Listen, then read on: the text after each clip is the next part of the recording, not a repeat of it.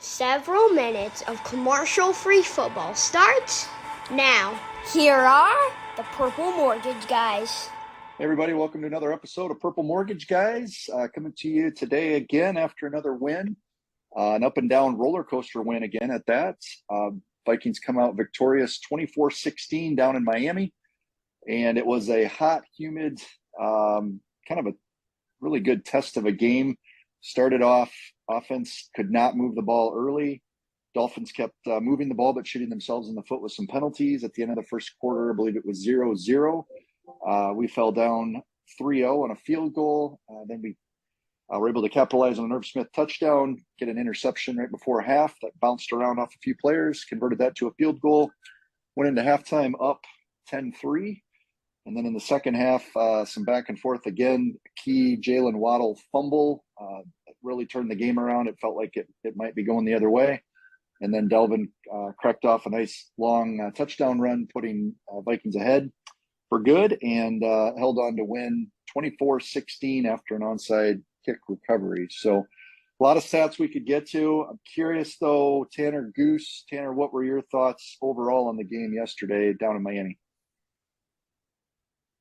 Just another ugly win, in my opinion. I'm glad that we're 5-1. I can't complain about that, but still just not a game. I'm still waiting for a game where we just put four full quarters together. The one thing I am happy to see is this does look like a team that just really loves playing for their coach. I think Kevin O'Connell has been terrific so far. I'm not happy with the way our offense has looked, but the team is executing in moments when we need them to.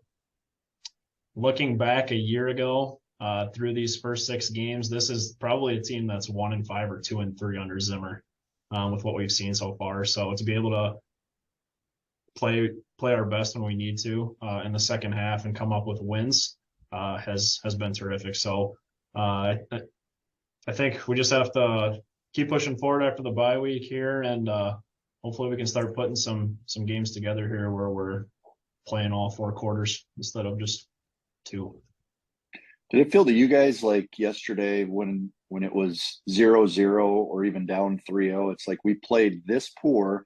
Offense has done nothing. We haven't really been able to come up with a stop on defense, but we were almost fortunate. It was only 0-0 or 3-0 there for a while, and it felt like, whereas years past it might have felt like, well, this game's over, we have no chance. It felt like maybe we can make an adjustment and get back into this game, and then ultimately that's what happened. So I don't know, Goose, what did you think when you were watching yesterday? Yeah, to that point, Brent, I feel like last year we were the other team where we felt like we were outplaying them, but we were maybe down 7, and it was kind of, I don't know. And this, I knew going into half, I was like, I feel like we've been dominated the whole game, but we've got a touchdown lead, so I'm happy. And the games have been stressful. I've been frustrated to no end. But I think to go on the road against a talented team in the heat, you game plan for one quarterback, it switches on you again. I think the defense really stood out. I did something different this week where I wanted to kind of remember my fresh in the moment thoughts. So I took some notes right after the game was over. Feel like Patrick Peterson had a huge game. Za'Darius was all over the field. So a lot on the defense to, I think, look at as at least opportunistic. I don't think they're going to dominate anyone, but they're going to hopefully make enough plays to keep us in games. And Ryan Wright flipping the field position a couple times. We were pinned back a few of our first drives, and that like 73-yard punt was insane. So I think normally a 73-yard punt to someone like Tyreek Hill is terrifying, but to burn him was huge for that game, I think. Yeah, that punt, he kicked it where he punted it from was 5 yards deep in the end zone, and I think it landed at the 25 and bounced to the 20 on the other side. So that was just a monster of a punt. Totally flipped the field there at a key point in the second half. So wanted to get into our bold predictions from Friday. Here's what we rattled out off Friday before the game. Tanner had called for a 24-21 Dolphins victory. 3 touchdowns for Kirk, though. Goose had called for a 31-27 Vikings victory, 2 touchdowns from KJ. I had called for a 21-20 Dolphins victory with 3 turnovers in the game. So I was pretty nervous, honestly, when they were driving, when they were down 6. I felt like we were going to get the ball back, but we were going to be down 1 at that point. So very happy to see that Jalen Waddle fumble at probably the best time. But 3 turnovers happened, finally hit on 1. Proud of that. And Kirk had 2 touchdowns and a 2-point conversion, Tanner. So we'll give you almost there, but not quite. Goose, KJ has some work to do, it sounds He like. does. But, you did predict the victory where Tanner and I were going negative, but you called the victory. So yeah, overall, I don't think any of us hit it exactly, but we saw bits and pieces of it. And I felt like the Dolphins, they heard my bold prediction because KJ, I felt like, was in more positions to score than he has all year. They used him in a lot of those motions versus Thielen and JJ. I got excited a handful of times, like KJ's going to score. And on the 2-point conversion, he got double covered in the flat, leaving Adam completely wide open. They covered him up pretty good on Adam's touchdown, where Adam was 1-on-1 with Xavier Howard and won that matchup. But it looked like they were trying to work KJ some touches, but they were covering him good. Yeah, not a great prediction.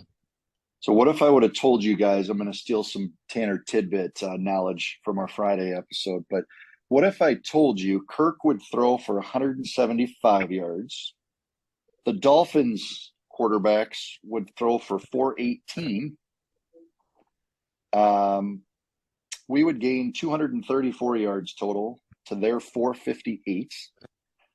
It's going to feel like 120 degrees on the sideline, and we're only going to possess the ball for 24 and a half minutes, and they'll have it for 35 and a half. We're going to be 2 for 12 on 3rd down, and we're only going to run 50 plays to their 73. There's no chance you think we win that game, especially in the last couple of years, right? Now, obviously, penalties and turnovers are the great equalizer, as they say. The Dolphins had 10 penalties for 97 yards, absolutely killed one of their first drives there. And then they turned the ball over 3 times. But those stats are absolutely crazy that we actually came out victorious, and we actually had a 2-touchdown lead really with a couple minutes left in the 4th quarter. So I don't know. Have you guys do you recall a game like that recently? I can't think of one. Not one of our own, but I remember the Dolphins earlier this year couldn't get over their box score. They were the reverse. When they beat the Bills, they won by 2. I just pulled it up as you were talking. Total yards for the Dolphins, 212. Total yards for the Bills, 497. They were 3 of 8 on 3rd down, 0 of 0 on 4th down. Bills were 11 of 18 on 3rd down, 2 for 3 on 4th down. Just completely outgained.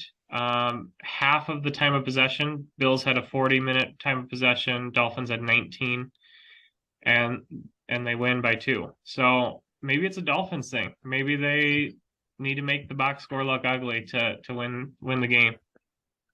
Or what goes around comes around, and maybe that's what happens to us here in a few weeks, right? Yeah. Crazy game. So, guys, let's get into the rants and raves for the Dolphins game. And Tanner, I'm going to let you start us off here. Give me a rant and a rave. Doesn't matter which one I pick first. You start. Your call. I'll do a rave. My rave is the coaching staff. Not only just being able to finish some of these games here in the past couple of weeks in the 4th quarter, but just as a team, as a whole, with penalties. I think we're like top 5 in the league in penalties, or the lowest amount of penalties as a team. And I think we had 2 yesterday, and one of them was declined. So that's not something I feel like we've seen the past 2 or 3 years with Zimmer squads. I feel like we were actually probably top 10 in the league in penalties the past few years. And to be able to get through 6 games and not seeing the yellow flags on the ground all the time, kicking ourselves in the butt, and ruining games has been huge. And I think that's been a big testament to why we are 5-1 right now. My one rant or rave, I'm sorry, is going to be the defensive veterans for our squad. Without Harrison Smith, Zadarius Smith, Patrick Peterson, Jordan Hicks, all those vets, we don't win that game yesterday. If you look at the numbers on paper, it does look ugly. We did give up a lot of yards, but it's a bend, don't break mentality. They didn't give up a lot of points. Harrison Smith had the crucial forced fumble there in the fourth quarter on Jalen Waddle to set up Dalvin Cook's touchdown. Zadarius Smith, Goose already hit on that. Zadarius Smith was everywhere yesterday. Easily his best game as a Viking. He was torturing Teddy and Skyler nonstop from start to finish. So Jordan Hicks led the team in tackles again yesterday with 11.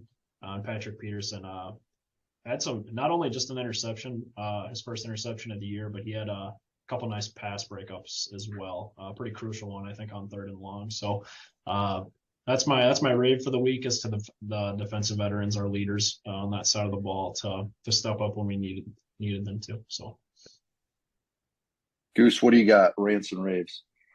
Mine are pretty similar because I feel like they were evident in the game last week. I'm gonna say my rave, which is similar to I think it has to do with the coaching staff, is right now I've been asking for a complete game, and we haven't seen it. But what we have seen is each game I feel like has been almost like a rotation of like yesterday the defense won the game for us. The week before that, the offense came out and scored a touchdown on their 3 first drives in London. Our special teams, was making, well, I might be getting mixed up, but special teams won the game with the forced fumble and all the field goals. And it seems like they're complementing each other. They're picking each other up. And I think that has to do with the coaching staff. I think that has to do with the guys in the culture that Kwesi and KOC are building, where they want to pick each other up and they're not getting frustrated with each other.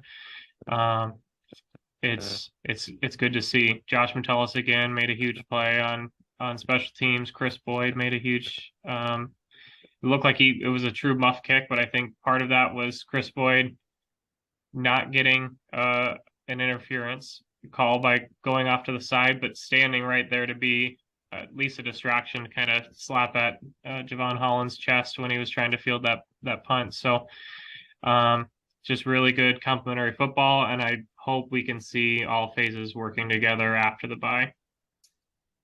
So that's my rave. My rant would be I still just want to see this offense. I want to see this offense be who they should be. Ed Ingram looked pretty rough, but he's young. He's going to have growing pains. I'd like to see them come out of the bye and just look as good as they should when you look at the team on paper. Yeah, I agree. I would say my rave would be Brian Wright. That punt yesterday was phenomenal. Was sitting really low. Probably never sat that low at a game, and I couldn't imagine someone could actually kick a ball that far. I've never seen anything like it. So had I known that was coming, I would have had my camera out and had a sweet video, but that was unexpected. My rant would be Greg Joseph. I don't know what's going on with him. I hope he can fight through it, but has struggled with some of those 50-yarders, which are by no means a gimme, but struggled there and then missed the extra point again yesterday. Luckily, it didn't matter, but that would be probably a concern going forward. I'm going to give a shout out to Kevin O'Connell. I don't know how that guy wears a hoodie in 120-degree sideline real feel or whatever it was, because, man, it was hot there yesterday. So love the coach, love what they're doing there. So we'll see how that goes coming out of the bye. So what do you guys think is the biggest thing that you want to see addressed coming out of the bye? Goose already took some of my thunder there, but it's the offense. I feel like that should be every Vikings fan's biggest thing that they want to see right now is probably the offense. This should be a team on paper when you look at all the talent that we have. Kirk Cousins is a good quarterback. Dalvin Cook, Justin Jefferson's best receiver in the league.